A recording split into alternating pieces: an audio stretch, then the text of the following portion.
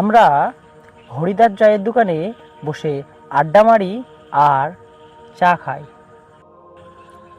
হরিদা হলো আমাদের এখানটায় বিখ্যাত চা বানায়। আমরা প্রতিদিনই সন্ধে লাগলেই হরিদার চায়ের দোকানে এসে উপস্থিত হই, চা খাই, কত রকমের গল্প হয়।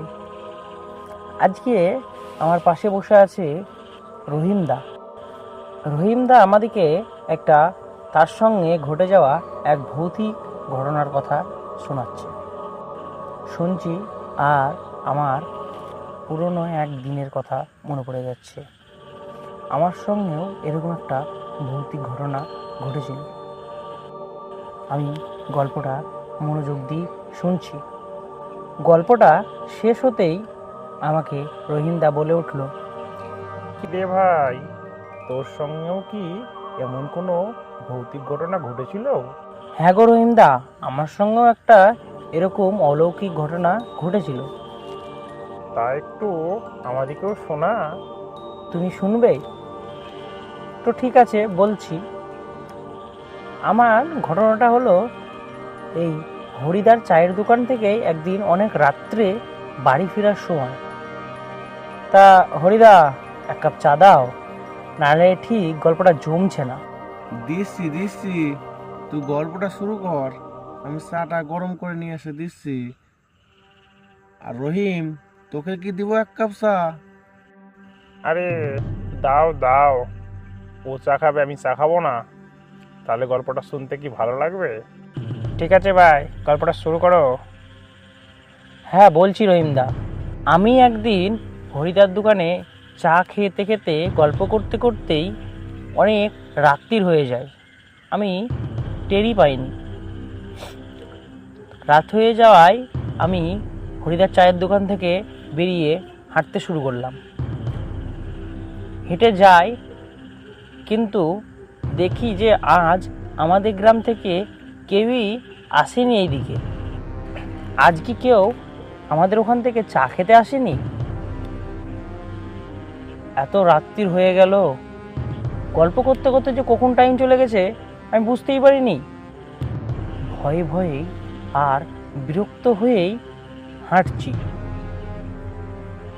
চারিদিকে যখন তাকাচ্ছি, কিছু একটা শব্দ হলেই যেন আমার গাটা ছম করে উঠছে। চারিদিকে কেমন অন্ধকার। এই অন্ধকার ভেদ করেই আমি একা একাই হেঁটে যাচ্ছি। কিছু দূর হেঁটে যেতে যেতেই পৌঁছে গেলাম জঙ্গলের মাঝে। জঙ্গলের মাঝে একটা পুকুর আছে। সেই পুকুরের পাশেই আমি খেয়াল করলাম কেউ যেন একটা দাঁড়িয়ে আছে, সাদা কাপড় পরে একটা মেয়ে। কিন্তু এত রাত্রে এই সময় আমি কি মেয়েটার কাছে যাব? আদৌ ও মানুষ তো? আমার তো ব্যাপারটা সুবিধার লাগলো না। আমি এক পা দুপা করে তার দিকে এগিয়ে গেলাম। এগিয়ে যেতেই আমি তার চোখের দিকে খেয়াল করলাম। বুঝতে বাকি থাকলো না সে কে। সে যে কোনো মানুষ নয় সেটাতে কোনো সন্দেহ নেই। সে ক্রমশ আমার দিকে আকর্ষণ করছে। তার একটা আকর্ষণ বল আমার উপর কাজ করছে। আমি এক পা দুপা করে তার দিকে এগিয়ে যাচ্ছি। আমি নিজের অজান্তেই যে কি করছি সেটাতে আমার কোনো আর মাথায় নেই। পালিয়ে যাব তারও কোনো উপায় নেই। আমার মনে হচ্ছে সে যেন আমার গোটা শরীরটাকেই তার বশে করে ফেলেছে। আমি চাইছি না তার দিকে এগোতে, কিন্তু কিছুই করতে পারছি না। আমার মাথা যেন পুরো শূন্য হয়ে গেছে। কি করব কি করব না, কি হচ্ছে আমার সঙ্গে আমি কিছুই বুঝতে পারছি না। তারপরে কিছুক্ষণ পরেই আমার কাঁধে যেন একটা ঠান্ডা হাত কাঁধে পড়ল। আমি একদম চমকে গেছি। হ্যাঁ, কে আমার পিছনে? তারপরে হঠাৎই আমার মাথাটা ঘুরিয়ে পিছনের দিকে তাকিয়ে দেখলাম আমার দাদা টিউশন পড়িয়ে বাড়ি ফিরছিল। কিরে, তুই এত রাতে এখানে কি করছিস? তুই জানিস না এই জায়গাটা তো ভালো নয়? আর কি করছিস? একভাবে ওই পুকুরের পানে এক দৃষ্টিতে কাকে দেখছিলি? তুমি দেখতে পাচ্ছ না ওখানে একটা মেয়ে দাঁড়িয়ে আছে? মেয়ে? কোথায় মেয়ে? কই মেয়ে? যত সব পাগল। চ শিগগিরই এখন আমার সাথে। তাই তো, মেয়েটা কোথায় গেল? আবার মেয়েটা মেয়ে করছে। চ এক্ষুনি আমার সাথে। না দাদা, এখানে একটা মেয়ে দাঁড়িয়ে ছিল, কিন্তু কোথায় গেল মেয়েটা? কোথায় গেল? আমি কিছু বুঝতে পারছি না কোথায় গেল, কিন্তু আমার মনে একটা দ্বন্দ্ব থেকে গেল, মেয়েটা কে? কিরে সুনীল, এ সুনীল, থেমে গেলি কেন রে? গল্পটা বল। ও হ্যাঁ হ্যাঁ হ্যাঁ হ্যাঁ রমিদা, কোথায় ছিলাম? ওই মেয়েটার যে ভূতের ঘটনাটা বলছিলি, তো দাদা টেনে টেনে নিয়ে গেল, তারপরে কি হলো? হরিদা আর এক কাপ চা দাও, নাহলে গল্পটা জমছে না। আরে দিচ্ছি, বল বল, দিচ্ছি আমি দিচ্ছি, বল বল তুই। গল্পটা তো শুনতে বেশ ভালো লাগছে, কি বলিস রহিম? আরে দিচ্ছি বল, আমি তো ভয় পেয়ে গেছিলাম রে। তারপর 7 দিন ধরে আমার যেন জ্বরে যাচ্ছে না। দাদা আমাকে কত যে ডাক্তার দেখালো, কিন্তু কোনো ডাক্তারই তো আমার জ্বরটা কমাতে পারছে না। দাদা তারপরে মোড়লের কাছে যায়, তখন মোড়ল মশাই একটা তান্ত্রিকের কথা বলে যে পশ্চিমের ওই জঙ্গলের মাঝে নাকি এক তান্ত্রিক বাস করে। তান্ত্রিক? সেই পশ্চিমের জঙ্গলের তান্ত্রিক? বাবা, সে যে শুনেছি খুব ভয়ানক। হ্যাঁ বল বল বল, তারপরে বল। তারপরে আমাকে দাদা সেই জঙ্গলের দিকে নিয়ে যায় যেখানে তান্ত্রিকটা থাকে। সেই জঙ্গলটা কতটা ভয়ানক, যেদিকেই তাকায় সেদিকেই অন্ধকার। সেদিকে যেতেই আমাকে যেন মনে হচ্ছে আবারও কেউ আকর্ষণ করছে।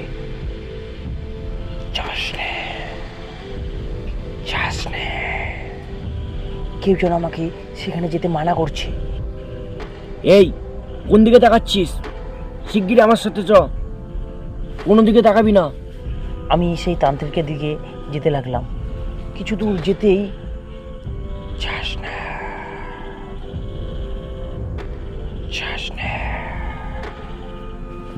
এই তুই আবার কোন দিকে তাকাচ্ছিস? বললাম না চ।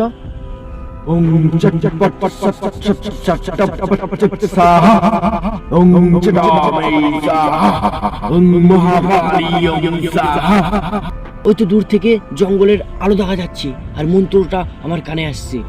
চ শিগগিরই চ, পা চালা, তাড়াতাড়ি পা চালা। আমি সবই জানি তোদের কি সমস্যা। বাবা তুমি তো অন্তর্যামী, তুমি তো জানো বাবা। কিন্তু তোর ভাই তো ভুল করেছে, ওই রাস্তায় যেতে হতো না। জানে না ওই জায়গায় এক পেতনির বাস, তাও কোন সাহসে ওখানে যায়? তান্ত্রিক বাবা, ও জানে না ও বাচ্চা ছেলে। ওকে বাঁচান বাবা, ওকে বাঁচান। বাঁচাবো তো অবশ্যই। এই যে গন্ডি কাটা আছে, এর গন্ডির বাইরে যাবি না। আমি সেই ভয়ঙ্কর পেতনিকে আহ্বান করছি। ঠিক আছে বাবা, যাবো না।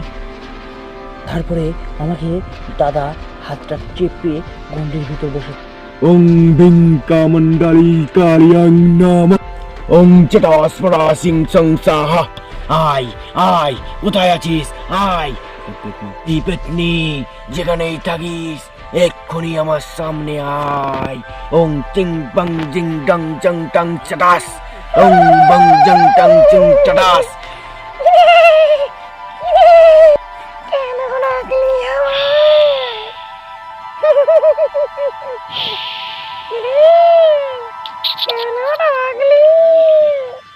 আয় আমার সামনে আয়, এই যজ্ঞের আগুনে তোকে ধ্বংস করে দেবো।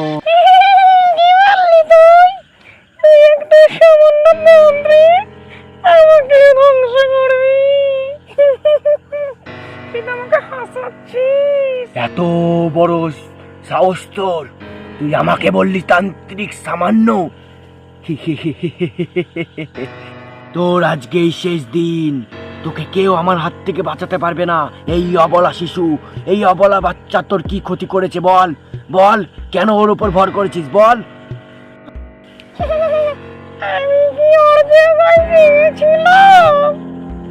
তুই তো আমার কাছে এসেছে, এখন আমি আর ওকে ছাড়বো না। তুই বৃথা চেষ্টা করিস নে, আমি কোনো সামান্য পেতনি না যে তুই একে মুক্তি দিয়ে দিবি। তুই আমাকে যতই বল, আমি আর যাব না।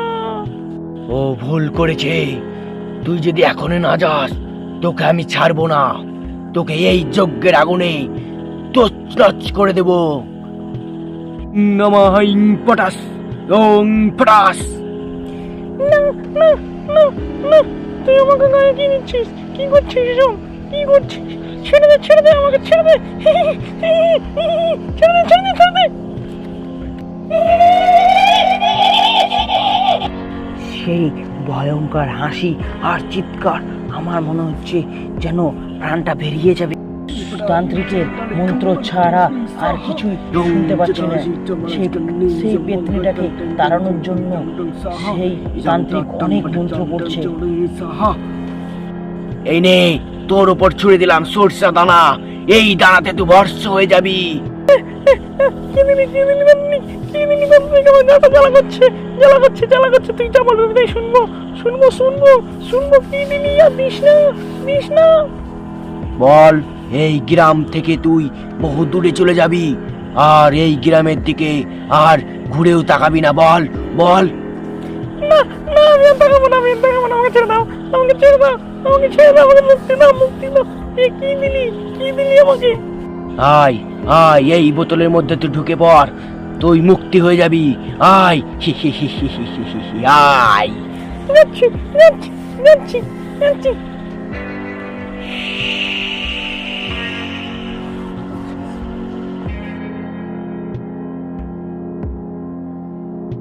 লে, এই তাবিজ, আর তোদের কোনো সমস্যা নাই। এই তাবিজ দুটো তোদের গলায় পড়ে থাকে জানো, নে। গল্পটা যদি ভালো লাগে প্লিজ লাইক, কমেন্ট এবং সাবস্ক্রাইব করে আমাদের পাশে থাকুন। আপনাদের একটা সাবস্ক্রাইব আর একটা লাইক আমাদেরকে নতুন নতুন ভিডিও বানানোর জন্য মোটিভেট করে, তাই প্লিজ লাইক করে আমাদের পাশে থাকুন। সঙ্গে আমাদেরই আর একটা চ্যানেল আছে, সেটার নাম হচ্ছে RH কার্টুন ভিডিও। এটিকেও সাবস্ক্রাইব করে আমাদেরকে সাপোর্ট করুন। এই দুটো চ্যানেলই আমাদের। এই চ্যানেলের ভিডিওটা দেখার জন্য ধন্যবাদ।